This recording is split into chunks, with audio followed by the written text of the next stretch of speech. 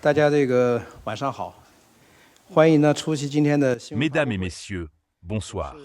Bienvenue à la conférence de presse d'aujourd'hui. Je suis Liao Min, vice-ministre chinois des Finances. Les 10 et 11 mai, M. Rolifan, coordinateur chinois des affaires commerciales et économiques Chine-États-Unis et vice-premier ministre du Conseil d'État chinois, et M. Scott Bess, coordinateur américain et secrétaire au Trésor américain, ont tenu une réunion de haut niveau sur les questions commerciales et économiques entre la Chine et les États-Unis. Aujourd'hui, nous donnons cette conférence de presse et nous invitons son Excellence le vice-premier ministre chinois Rolifan à vous donner un aperçu sur cette réunion, ainsi que sur les positions de la Chine sur les questions pertinentes. M. Li Chenggang, représentant chinois pour le commerce international et vice-ministre du commerce, est également présent à la conférence de presse d'aujourd'hui. Ils vont répondre à vos questions tout à l'heure. Tout d'abord, j'aimerais inviter le vice-premier ministre Rolifan à commencer sa présentation.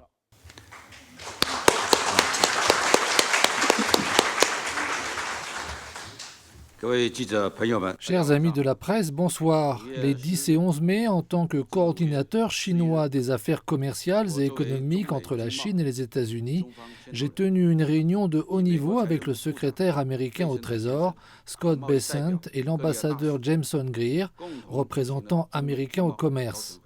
Les deux parties ont mené des échanges approfondis sur les questions commerciales et économiques qui les préoccupent respectivement. La réunion s'est déroulée dans une ambiance franche, approfondie et constructive. Elle a permis de réaliser des progrès substantiels et de parvenir à un consensus important. Les deux parties sont convenues d'établir un mécanisme de consultation pour les questions commerciales et économiques. Elles ont identifié les coordinateurs de chaque côté pour poursuivre les consultations relatives aux questions commerciales et économiques de leurs préoccupations respectives. Les deux parties finaliseront les détails pertinents dans les meilleurs délais et publieront une déclaration conjointe qui a été adoptée lors de la réunion du 12 mai. Je voudrais saisir cette occasion pour remercier tout particulièrement le gouvernement suisse, hôte de notre réunion, pour son grand soutien et sa chaleureuse hospitalité. Parallèlement, le professionnalisme et la diligence de nos collègues américains ont également été impressionnants. Au cours des 3 derniers mois environ, la guerre commerciale mondiale provoquée par les États-Unis a attiré l'attention du monde entier. La position de la Chine à cet égard a été toujours claire et cohérente. La Chine ne veut pas mener de guerre commerciale, car les guerres commerciales n'ont pas de vainqueur. Mais si les États-Unis tiennent à imposer cette guerre à la Chine, nous n'en aurons pas peur et nous nous battrons jusqu'au bout. Dans les circonstances actuelles, cette réunion a attiré une haute attention de la communauté internationale. Grâce aux efforts concertés des deux parties, la réunion a été fructueuse et constitue une première étape importante pour les deux parties dans la résolution de leurs différends par le biais d'un dialogue sur un pied d'égalité.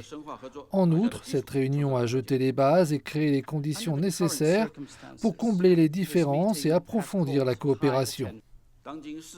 Le monde d'aujourd'hui traverse des changements inédits depuis un siècle. Les relations commerciales et économiques entre la Chine et les États-Unis sont non seulement d'une grande importance pour nos deux pays, elles ont également un impact majeur sur la stabilité et le développement économique mondiaux. De par leur nature, les relations économiques et commerciales entre la Chine et les États-Unis sont mutuellement avantageuses et gagnant-gagnant. Dans leur coopération, il est inévitable que les deux parties connaissent des différends et des frictions. L'essentiel est de trouver les moyens de résoudre judicieusement les problèmes en suivant les principes du respect mutuel, de la coexistence pacifique et de la coopération gagnant-gagnant par le dialogue et les consultations équitables afin de promouvoir un développement stable, sain et durable des relations commerciales et économiques sino-américaines. Nous sommes prêts à coopérer avec les États-Unis pour mettre activement en œuvre l'important consensus auquel sont parvenus nos chefs d'État lors de leur entretien téléphonique du 17 janvier. Nous entendons, avec une approche pragmatique, résoudre les problèmes, nous engager dans un dialogue franc et une consultation sur un pied d'égalité, gérer les différences, exploiter le potentiel de coopération, allonger la liste des résultats de la coopération et agrandir le gâteau des avantages mutuels pour promouvoir un nouveau développement des relations commerciales et économiques entre nos deux pays et injecter plus de certitude et de stabilité dans l'économie mondiale. Je vous remercie. Nous remercions le vice-premier ministre Rolifan.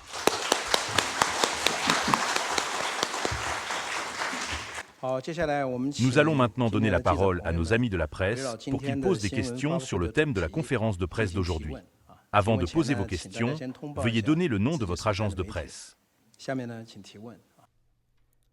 Merci, monsieur le vice-premier ministre He. Je suis de l'agence de presse Xinhua. La partie américaine a publié des informations selon lesquelles la conclusion potentielle d'un accord entre les États-Unis et la Chine contribuera à combler le déficit commercial de 1 200 milliards de dollars. Quel est le commentaire de la Chine à ce sujet? Merci. Une déclaration conjointe sera publiée le 12 mai sur les résultats de la réunion entre la Chine et les États-Unis. Pour ce qui est des détails qui vous intéressent, j'aimerais inviter M. Li Shengang à répondre à vos questions. Merci pour votre question. La Chine a toujours cherché à obtenir des résultats gagnant-gagnant dans ses négociations commerciales et économiques. Par conséquent, tout accord éventuel doit être et sera certainement dans l'intérêt du développement de la Chine. Merci, Monsieur Li. Nous continuons à répondre à vos questions. Merci. CMG. J'aimerais connaître le point de vue de la Chine sur l'atmosphère de cette réunion. Comme le vice-premier ministre He vient de l'indiquer, au cours des 2 derniers jours, les équipes économiques et commerciales de la Chine et des États-Unis ont mené des entretiens francs, approfondis et constructifs à Genève et sont parvenus à un consensus important. Je pense que cette réunion incarne les 3 caractéristiques suivantes. Premièrement, le respect mutuel. Guidés par le consensus dégagé par les 2 chefs d'État, les équipes des 2 parties, en tenant compte des intérêts généraux des relations commerciales entre la Chine et les États-Unis, ont prêté une oreille attentive aux préoccupations de l'une et de l'autre et pris pleinement en considération les réalités nationales de chacune des 2 parties, ainsi que les différences de stade de leur développement et de leur système. En faisant preuve de sincérité, les 2 parties ont réalisé des progrès substantiels au cours de la réunion. Deuxièmement, l'équité et les avantages réciproques. Au cours de la réunion, les 2 parties, en tenant compte des préoccupations et des intérêts de développement de l'une et de l'autre, ont travaillé dans le même sens en faisant preuve d'un esprit rationnel, objectif et pragmatique, et ont activement recherché le plus grand dénominateur commun dans leur coopération, réunissant ainsi les conditions d'un développement sain, stable et durable des relations économiques et commerciales entre la Chine et les États-Unis. Troisièmement, le professionnalisme et l'efficacité. Les équipes économiques et commerciales des 2 parties ont mené des consultations intensives en faisant preuve d'un esprit professionnel et en valorisant leurs compétences respectives et en utilisant pleinement le temps limité de ces 2 derniers jours. Elles ont eu des échanges et des discussions francs et approfondis sur les questions relatives aux affaires commerciales et économiques des 2 pays, créant ainsi une base solide pour dégager un consensus. Nous continuons les questions, mais pour gagner du temps, ce sera la dernière. Merci d'avoir accepté ma question. Pouvez-vous nous en dire plus sur ce mécanisme de négociation? Vous allez, si j'ai bien compris, publier une déclaration conjointe le 12 mai. Pouvez-vous nous en dire plus sur le moment de cette déclaration, avant l'ouverture des marchés? Pouvez-vous nous dire de quel média vous êtes? Hugo Miller, de Bloomberg News. Je vous remercie pour vos questions. En ce qui concerne le mécanisme, le vice-premier ministre He vient d'en parler. Lors de cette réunion, les 2 parties ont convenu d'établir un mécanisme de consultation sur les questions commerciales et économiques entre les 2 pays. En ce qui concerne la Chine, le vice-premier ministre Rolifan sera le chef de file chinois pour les affaires économiques et commerciales entre la Chine et les États-Unis, et il co-dirigera le mécanisme avec le chef de file américain. Sous la direction de leur coordinateur, les équipes de travail des 2 parties auront des communications régulières et irrégulières sur les questions économiques et commerciales. Le calendrier ainsi que le lieu des futures communications seront déterminés par les 2 parties. Et grâce aux technologies modernes des télécommunications, nous disposons d'un grand nombre d'options, y compris les téléconférences et les appels téléphoniques. En ce qui concerne la deuxième partie de votre question, sur la base de l'accord conclu entre la Chine et les États-Unis, nous ne sommes pas en mesure aujourd'hui d'en dire plus sur le contenu de ce que nous avons convenu. En ce qui concerne la date de publication de la déclaration commune, comme le dit un proverbe chinois, un repas délicieux n'est jamais trop tard.